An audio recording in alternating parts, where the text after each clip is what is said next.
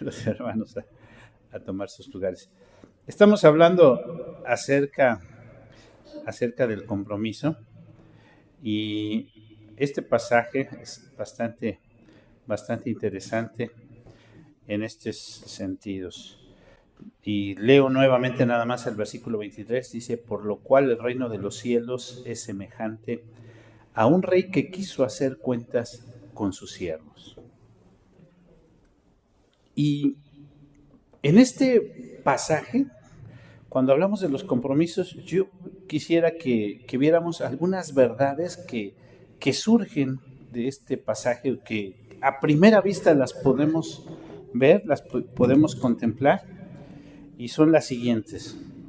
La primera verdad: Dios es rey, Él gobierna, Él es dueño de todo, y Él puede pedir cuentas cuando Él quiera.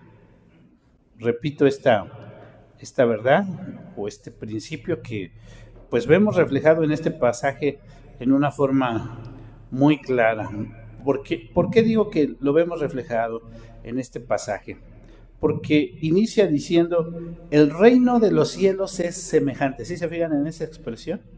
Y entonces está hablando de quién, bueno, de lo que hay en el reino de los cielos. ¿Y a qué es semejante el reino de los cielos? Según nos dice este pasaje, el reino de los cielos es semejante a un rey que quiso hacer cuentas con sus siervos. Entonces, una verdad que aquí vemos en este pasaje es: Dios es rey, Él gobierna, es dueño de todo y Él puede pedir cuentas cuando Él quiera. ¿Es cierto? Bueno. Otra verdad que yo encuentro en este pasaje y que si ustedes tienen la oportunidad de leer todo el capítulo detenidamente, es que todos somos deudores de Dios. Es un principio que se encuentra en este pasaje. Todos somos deudores de Dios. Unos a lo mejor deben más que otros. Y sí, ¿verdad? Uno debía 10,000, otro debía 100. Sí se fijan ahí como dice el pasaje. Pero todos somos deudores de Dios. Y una cosa que a lo mejor también tenemos que recalcar en esto es que aún el que debe menos, el que debe mucho menos, no tiene con qué pagarle a Dios. ¿Sí? No tiene suficiente. Esa es la segunda verdad que yo veo así reflejada inmediatamente. La tercera verdad que veo: un día el rey nos va a pedir cuentas. Repito, un día el rey nos va a pedir cuentas. Todo es cuestión de tiempo, pero algo que tenemos que estar seguros es que ese día va a llegar. ¿Perdón? A ver, permítanme un segundo, los hermanos técnicos ahorita aquí nos...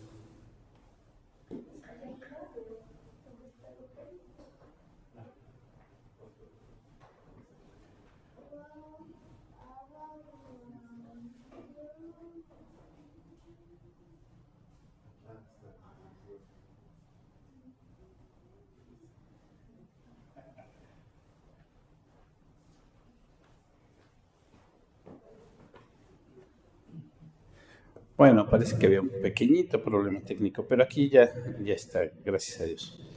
Entonces, primer principio que veo: Dios es rey, Él gobierna sobre todo. Segundo principio: todos somos deudores de Dios. Tercer principio: Dios un día va a pedir cuentas, nos va a pedir cuentas a todos, y ese día va a llegar. De que va a llegar. Algunos piensan que falta mucho para eso, porque están pensando en el fin de los tiempos. Dicen: ay, cuando se acabe el mundo, ¿verdad? Algunos piensan así. Y probablemente no sea tanto tiempo, pero también tenemos que decir que el día que Dios nos llame a su presencia, Ese día para nosotros va a ser el día que Dios nos va a pedir cuentas. Y entonces ese día puede llegar más pronto de lo que nos imaginamos, porque nadie tiene comprada la vida. Otro principio que encuentro en este pasaje o en esta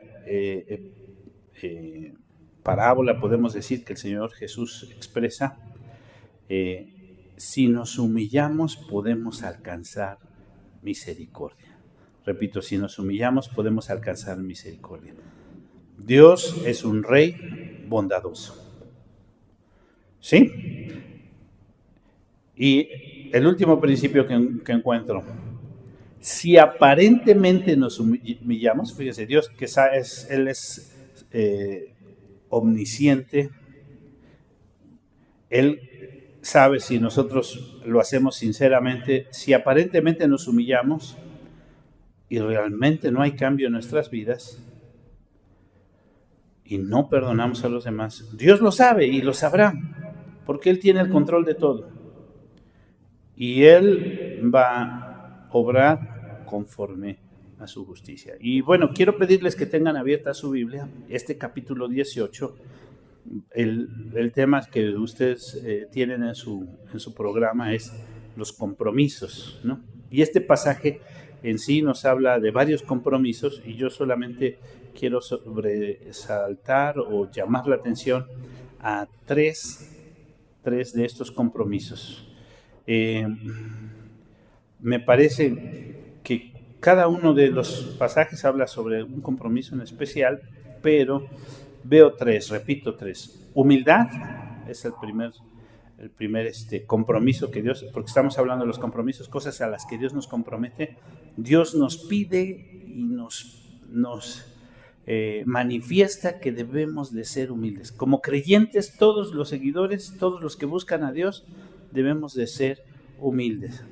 ¿Y cuál es el segundo compromiso que veo ahí también? Que debemos recibir a los demás como a Dios, como a un niño, ¿verdad? Y el tercer compromiso, que lo vamos a ver ahorita, es que realmente debemos procurar nuestra relación con los demás, esforzarnos porque sea la mejor. Fíjense, dije el primer compromiso, la humildad, ¿no? La primera parte del pasaje habla sobre cómo el Señor Jesús les contesta a sus discípulos sobre la pregunta que le hacen de ¿quién es el mayor? ¿Quién es el mayor? Esa es la pregunta que le hacen los discípulos al Señor Jesús. Y entonces el Señor Jesús responde a esa pregunta llamando a un niño y poniéndolo en medio de ellos y les dice ahí que deben de ser humildes. Bueno, usa la expresión se humille. ¿Sí se fijan ahí como dice al principio? Dice, llamando a Jesús a un niño, lo puso en medio de ellos y le dijo, de cierto os digo que si no os volvéis a hacer como niños, no entraréis en el reino de los cielos. Así que cualquiera que se humille como este niño, ¿sí se fijan? Ahí usa la palabra se humille, entonces no entraréis en el reino de los cielos, dice. Lo contrario de la humildad es el orgullo. Y si hay algo, algunos dicen, ¿cuál es el más grande pecado? ¿No? Y algunos hablan, bueno, es que el Señor Jesús habló sobre la blasfemia en contra del Espíritu Santo, pero ¿qué es lo que le molesta a Dios? ¿Qué es lo que Dios no le gusta, lo que no soporta? Lo contrario a la humildad, ¿qué es? El orgullo. El orgullo. Y fíjense, voy a leer un pasaje de Ezequiel y ustedes van a decir de quién está hablando. ¿Sí? Entonces, voy a leer esta porción, este pasaje de Ezequiel. Dice, tú querubín, grande protector, yo te puse en el santo monte de Dios. Allí tuviste en medio de las piedras de fuego te paseabas. Perfecto eras en todos tus caminos, desde el día que fuiste creado hasta el día que se halló en ti maldad. Y luego me adelanto un poco, versículo 17. Se enalteció tu corazón a causa de tu hermosura, corrompiste tu sabiduría a causa de tu esplendor. Yo te arrojaré por tierra delante de los reyes, te pondré para que miren en ti. ¿De quién está hablando el pasaje? De Satanás. ¿Cuál fue el más grande pecado de Satanás? Por el cual fue expulsado, siendo él una criatura hermosa, dice ahí el pasaje. El orgullo, el querer ser igual a Dios. En contraste con eso, la Biblia y en muchos pasajes vemos, por ejemplo, a todos los profetas hablando de esto, de cómo a Dios le molesta cuando su pueblo es orgulloso, cuando su pueblo es soberbio, cuando su pueblo quiere jactarse ante los demás y decir, ay, nosotros somos los más importantes, los hijos de Dios, pero a veces con ese orgullo. Fíjense, en contraste con eso, lo que a Dios le agrada es la humildad. Y aquí leo otro pasaje, Isaías 57, 15. Fíjense lo que dice este pasaje. Porque así dijo el alto y sublime, el que habita en la eternidad, cuyo nombre es el Santo. Dice, yo habito en la altura y la santidad, y con el quebrantado y humilde de espíritu, para hacer vivir el espíritu de los humildes y para vivificar el corazón de los quebrantados. Entonces, en contraste con el orgullo, con la vanidad, con la vanagloria, está la humildad. Y lo que Dios pide a lo largo de todas las Escrituras a su pueblo es ser humilde. Leo ahora otro profeta, Miqueas 6, 8. Y fíjense lo que dice aquí el profeta. Oh hombre, Él te ha declarado lo que es bueno y qué pide Jehová de ti.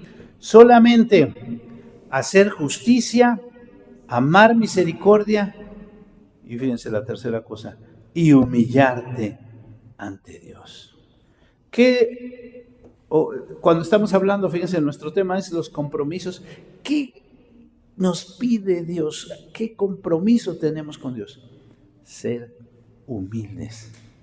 Ser humildes. Si regresamos a nuestro pasaje, y él habla de que recibamos en su nombre, fíjense, que recibe a un niño como este en mi nombre, está hablando de un compromiso que tenemos como hijos de Dios de llevar la humildad a la práctica.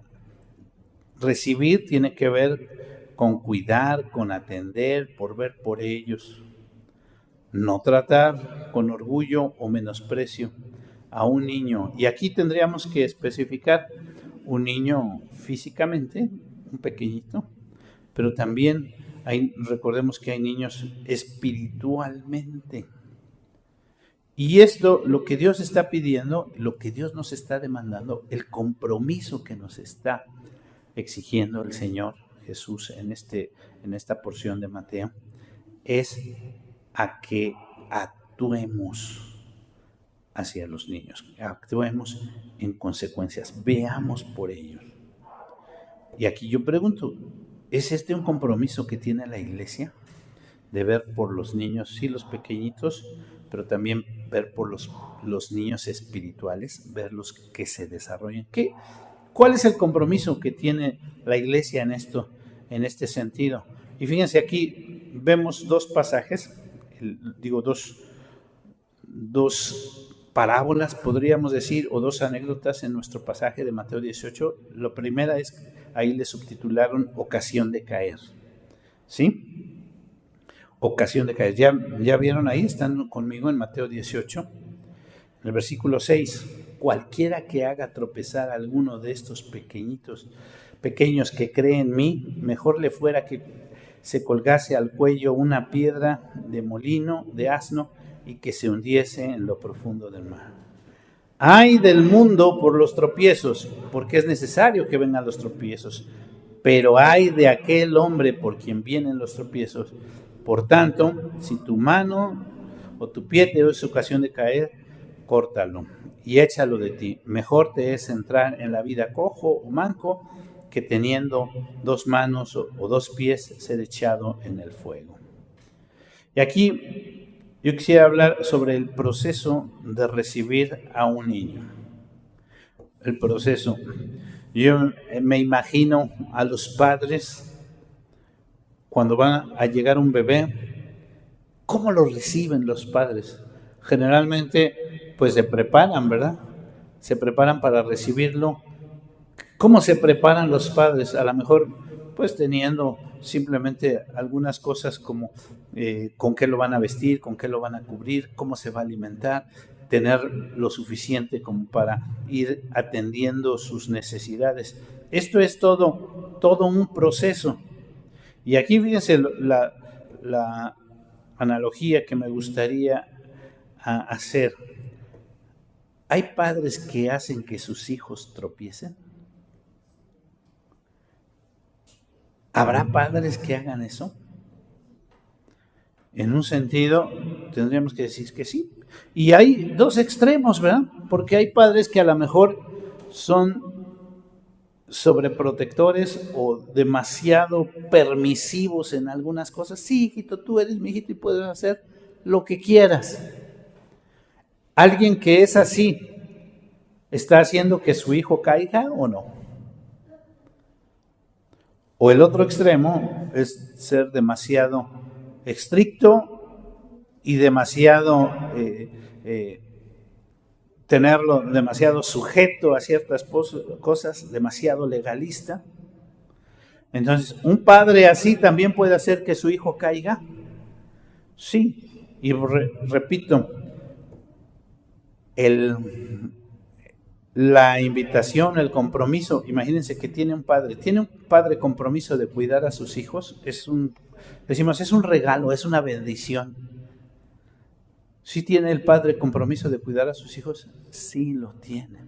¿Cuándo se deja de ser padre? Cuando los hijos ya son grandotes, ¿verdad? Ya se casaron, ya descanse. Seguimos siendo padres toda la vida. La otra figura, la otra parábola es la parábola de la oveja perdida. Fíjense aquí lo que nos está invitando como iglesia. Está hablando del mismo tema, de atender, de cuidar, de ver. Entonces, debemos, en este sentido, tenemos responsabilidad que Dios nos ha dado de recibir. Es un compromiso. ¿Lo estamos cumpliendo? Estamos recibiendo a los bebés, a los pequeñitos, y estamos recibiendo a los bebés espirituales. Bueno, el tercer compromiso, les decía, es esforzarnos al máximo por tener una buena relación con los demás. ¿De dónde saco esto? Viene, dice ahí en su Biblia, si tienen la versión 60, ¿cómo se debe perdonar al hermano? Y esta parte está hablando, el pasaje, acerca de cómo debemos esforzarnos al máximo por tener una buena relación con los demás. Es un compromiso que Dios nos está poniendo ahí, que el Señor Jesús nos está poniendo a sus seguidores. Como creyentes tenemos el compromiso de preocuparnos y de esforzarnos por tener una buena relación con los demás. Primero, fíjense, nos habló de ser humildes. Después nos habla de tratar bien a los pequeñitos.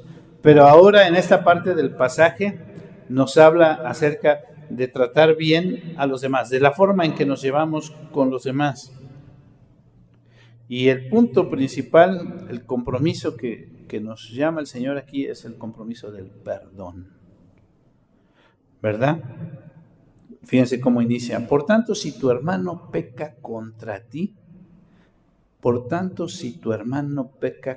si tú en algún momento te sientes agraviado, por tu hermano. Está hablando, cuando dice de tu hermano, está hablando de alguien con quien tú tienes cierto vínculo, cierta relación, cierta hermandad, valga la expresión, cierta relación. No está hablando, fíjense, no usa una expresión si tu vecino peca contra ti, no, dice si tu hermano, ¿sí se dan cuenta? Si alguien. Y es que siempre en las relaciones va a haber problemas. Repito, siempre en todo tipo de relación, aún en las relaciones muy estrechas, siempre va a haber diferentes situaciones, va a haber problemas. Y entonces el Señor Jesús está llamando aquí a sus seguidores al compromiso de buscar siempre una buena relación con los, no solo con los de afuera, sino también con los que estamos adentro, porque sabe que en algún momento, dice, puede que tu hermano peque contra ti. Y hay situaciones, aquí el pasaje nos habla del perdón, y los que han estudiado un poquito sobre este pasaje dicen, pues este es el proceso de la disciplina eclesiástica, ¿verdad? Es el proceso que se usa en la disciplina eclesiástica. Si tú te sientes violentado, agredido, afectado, sientes que alguien invadió tu espacio y te sientes que no es lo que tú quieres, entonces dice, lo primero que tienes que hacer es ve y repréndele estando tú y él solos. Si no entiende, ve con 1 o 2 testigos.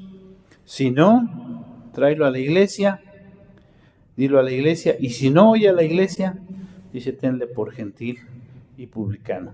Pero el proceso, lo que está hablando ahí el pasaje, es sobre el perdón. Porque después viene la pregunta de Pedro, ¿verdad? Entonces, ¿cuánto debo de perdonar? ¿Cuánto debo de perdonar? Según dice el pasaje, ¿qué es lo que le contestó el Señor Jesús? No te digo que hasta 7, sino hasta 70 veces 7. ¿Qué es? Y quiero, todo este pasaje es para todo un tema que podríamos estudiar sobre este proceso, pero lo que quiero puntualizar es esto.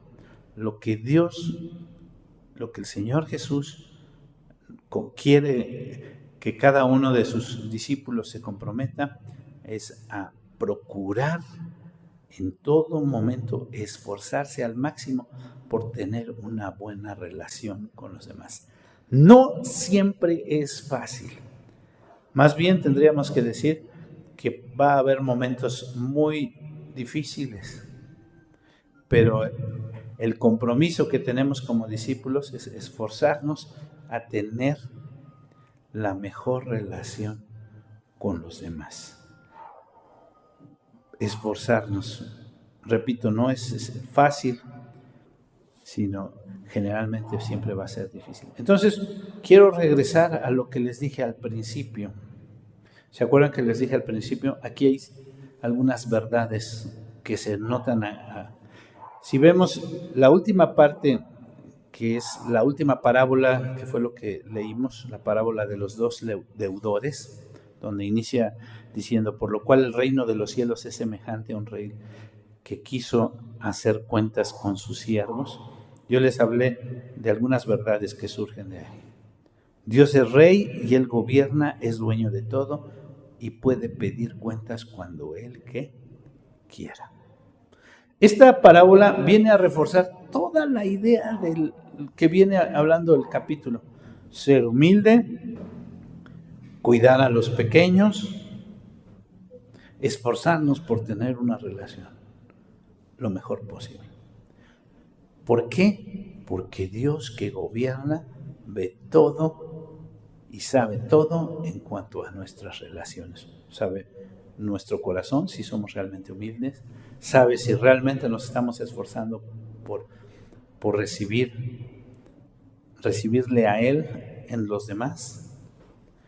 Y Él sabe hasta dónde nos estamos esforzando por tener una buena relación con todos nuestros hermanos, aunque nos parezcan, oía esta frase a veces, de trato difícil, ¿verdad?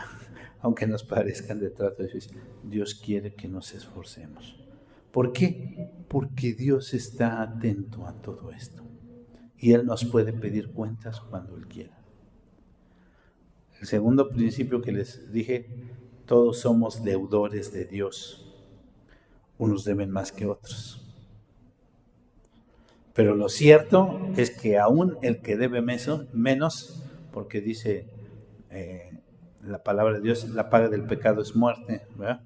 Y que aquel que ha infringido la ley en un solo punto, pues se hace culpable de toda la ley. Entonces, aún el que ha hecho menos, no tiene suficiente para pagarle a Dios. Todos somos deudores.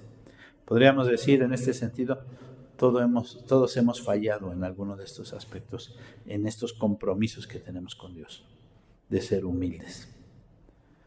Yo a veces he oído a varios cristianos que dicen, ay, yo estoy orgulloso de esto. ¿Sí han escuchado?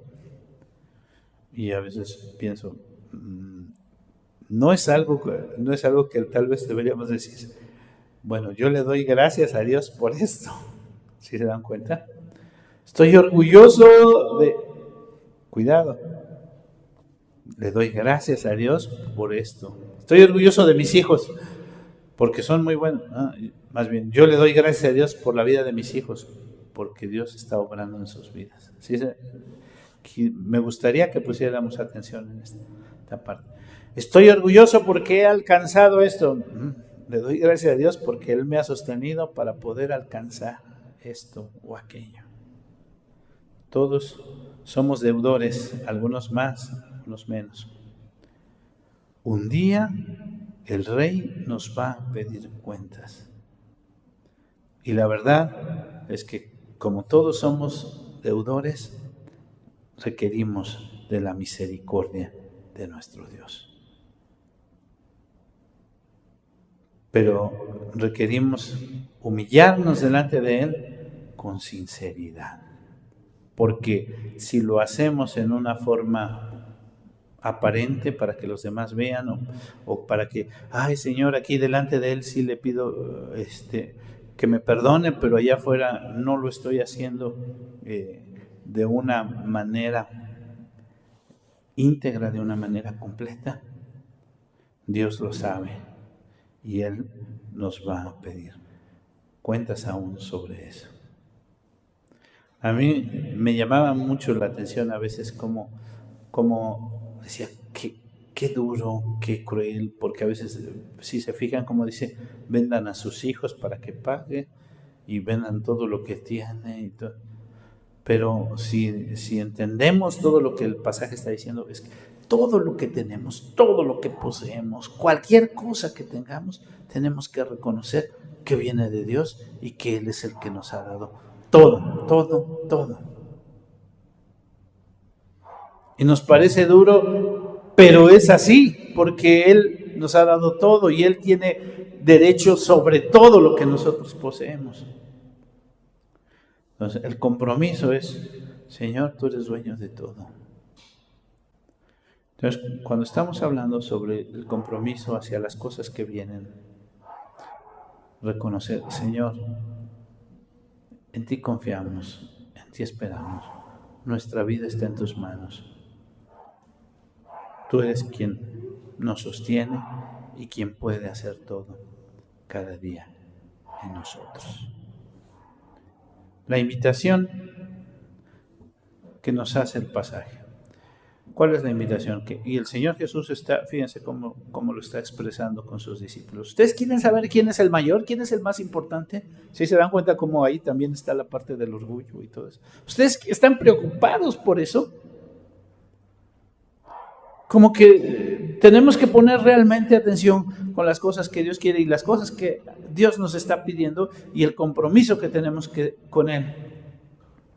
Humillarnos delante de Él. Ver nuestro trato con los demás en ese sentido de humildad. Preocuparnos, esforzarnos por ello.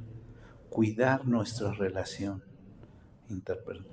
Porque estamos a la vista de todos.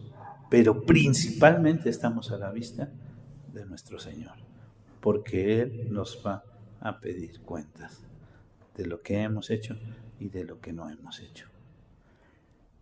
quebrantemos nuestro corazón delante de Él y digámosle: Señor, aquí estoy, tú conoces cómo soy, en qué he fallado, perdóname, en ti confío, en ti espero. Dame un nuevo corazón, cantamos hace un momento. Dame una nueva forma de ver las cosas. Cambia mi corazón, que te busque, que te honre, que te glorifique, que cumpla con lo que tú me pides. La invitación es decirle: Señor, tú danos tu guía, tu dirección. Vamos a orar. Señor, te damos gracias por las cosas a las que tú nos llamas a comprometernos. Perdónanos porque hemos fallado y probablemente en algunas cosas no las hemos hecho de la mejor manera. Enséñanos a depender de ti en todo momento, a confiar en ti, esperar en ti, saber que eres tú el que nos sostienes. Danos tu gracia para servirte a través de nuestras relaciones con los demás. Hacerlo en la forma adecuada, en la manera adecuada, Señor. Que te honremos, te glorifiquemos en todo lo que hacemos y cómo nos relacionamos con nuestros hermanos. Señor, pues te lo pedimos, te lo rogamos en el precioso nombre de Cristo Jesús. Amén. Amén. Dios,